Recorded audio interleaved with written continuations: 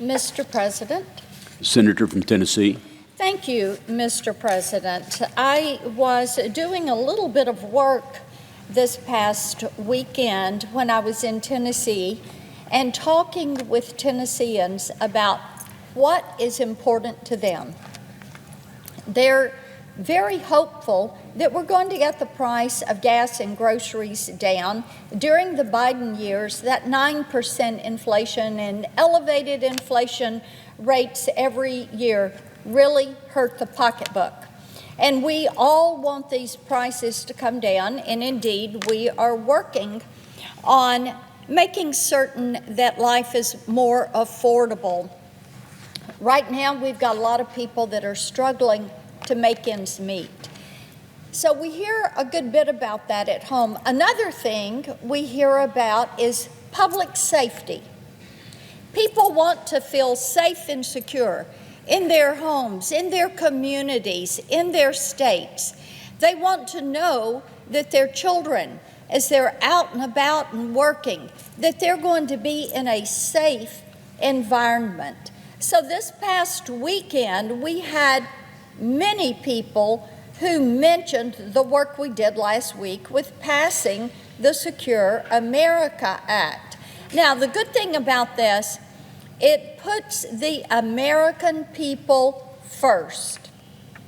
It is vital legislation because it will fund ICE and Border Patrol for the rest of President Trump's term, making certain that we're going to have the funds that are necessary for federal law enforcement to go track down criminals, to stop the flow of drugs and fentanyl into our country, and to enforce immigration laws. Those are things that wrapped into this bill, Mr. President, this helps make every single community safe. People want to make certain that people that are in the country illegally are deported. They want to make certain that criminal illegal aliens are picked up, that they're detained, that they're going to be prosecuted for their crimes. They want these illegal alien gangs to be apprehended and removed from their communities. So passing this bill last week was a victory for the American people. This is something they voted for. Close the border. Make certain that the homeland is safe. And they like the fact that the Senate passed this legislation. One thing that came up regularly as I talked to Tennesseans this weekend was, why did every Democrat vote against this? Not one voted aye. Not one. And I would remind them that we saw this as must-pass legislation because for 76 days, the Democrats had thrown the Department of Homeland Security into a shutdown. That was their way. That's kind of the 2026 version of defund the police, abolish ICE. So they've not been able to get their way. So they said, well, we'll just take away their money. Now, I think it's important to note, Mr. President, what they do when they act like this. Childish, yes. Ridiculous, absolutely. Disrespectful, of course. They should listen to themselves and how they sound, because the American people are listening and they don't like what they're hearing.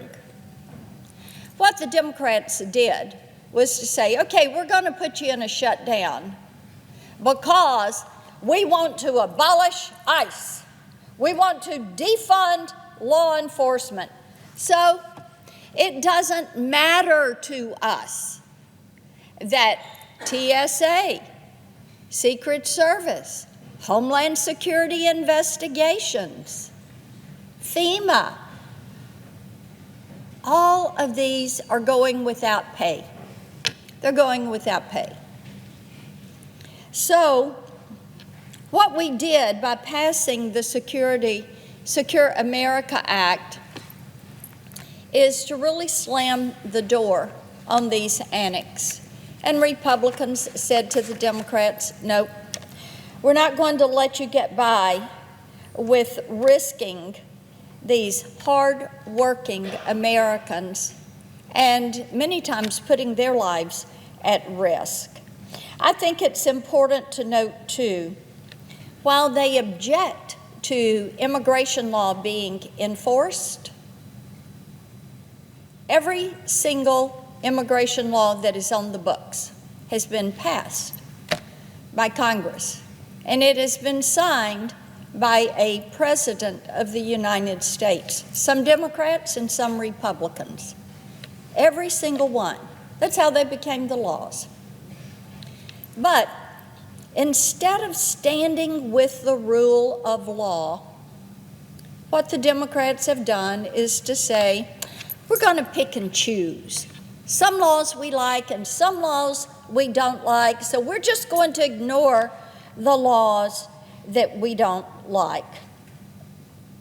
And when I talk to Tennesseans, they cannot believe that the Democrats would put our national security at risk. But that is what they have done. You know, Mr. President, I've said many times,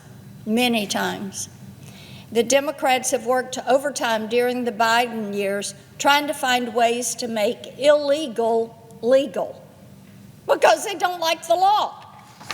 So then they try to find a workaround. And then we know that what they do, circumvent the law and try to make an illegal activity legal. Now, another area where we have seen this, pardon me, is in the election integrity issue. And we support fair, secure, open elections. That ought to be a bipartisan issue. We should all want that.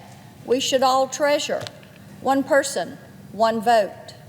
And election integrity should be something that's at the top of the list. Now, a part of this is making certain that we ensure that only citizens can vote. This is one of those things that's common sense, and you know what?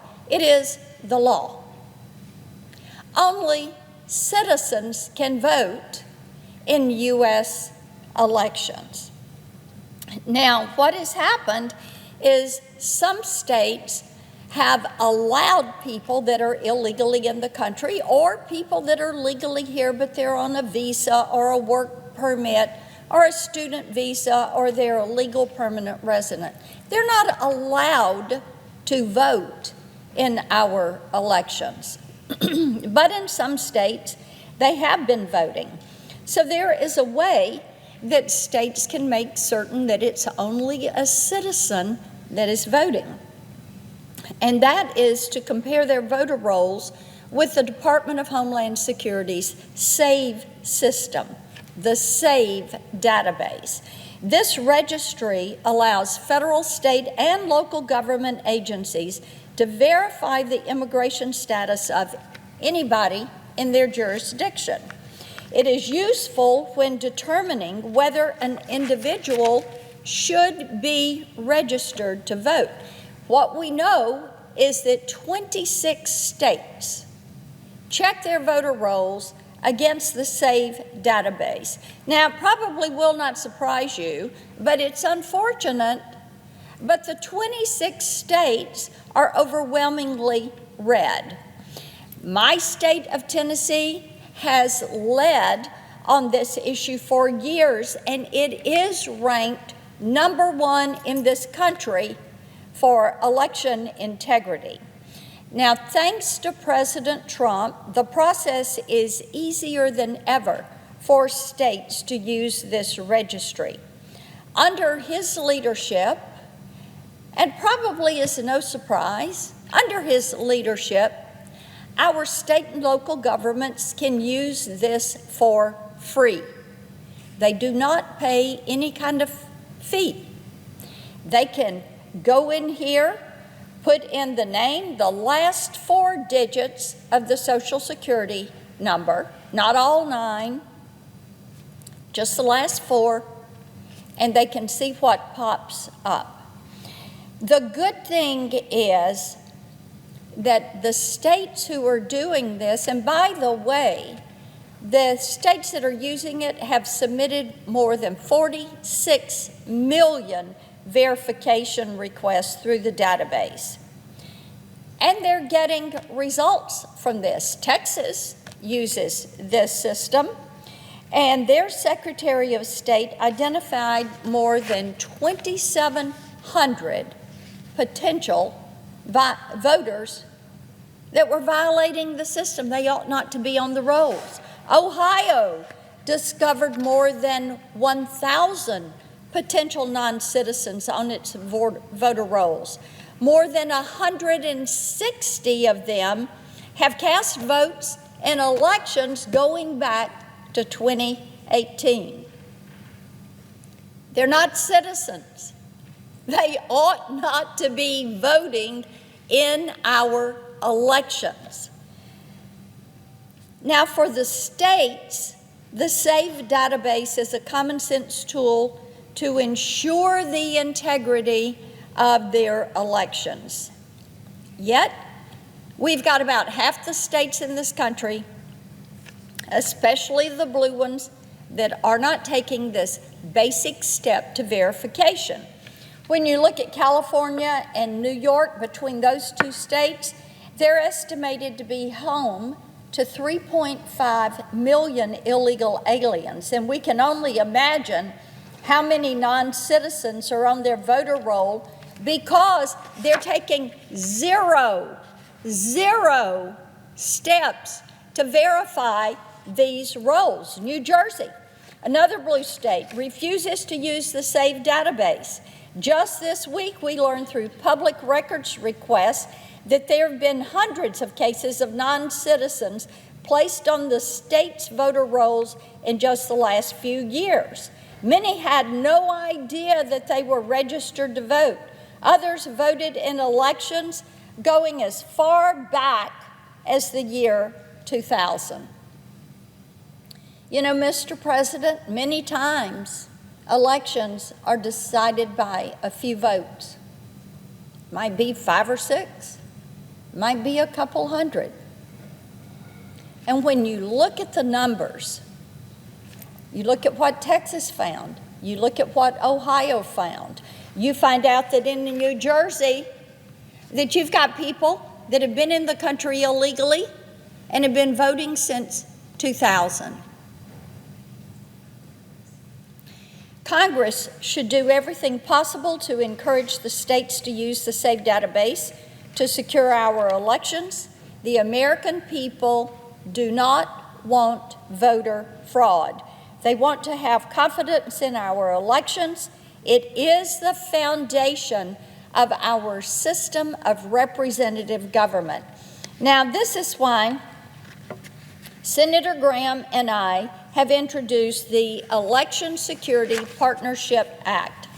This legislation would provide increased grant funding to states that submit their voter registration list to DHS to identify ineligible voter registrations, including for non-citizens. It would also improve election administration technology and security. This is something everyone should do, but they're not doing it. So we're saying, all right, we'll incentivize you. If you're going to get grants that deal with your elective systems, then we will give you a plus-up of 10%. If you will do the right thing and abide by the law, if you will verify that the people in your state are voting because they are a citizen, if you will guarantee the integrity of your voting system. But you know what? We've got states, they don't want to make it easier to vote and harder to cheat. They're looking for the way to cheat. They're looking to make illegal legal. They are looking for ways to circumvent the law. It's not fair. It's not right. Every member of Congress should support this legislation. Why would our colleagues on the other side of the aisle oppose election integrity measures? Why would they oppose states cleaning up their voter rolls? Why would they oppose being a citizen to register to vote, and then when you go to the poll, show an ID? Prove that you are who you are. Treasure that right to vote. It is foundational.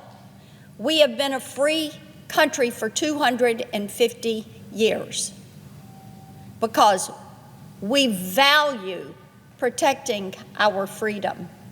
We believe in robust, respectful, bipartisan debate, and we believe in standing with the rule of law. I think it's troubling that we have to ask our colleagues, why? Why? Why is it that they do not want to exercise election integrity? Mr. President, I have 6 requests for committees to meet during today's session of the Senate. They have the approval of the majority and minority leaders. Duly noted. I ask unanimous consent that the previously scheduled recess begin immediately. Without objection.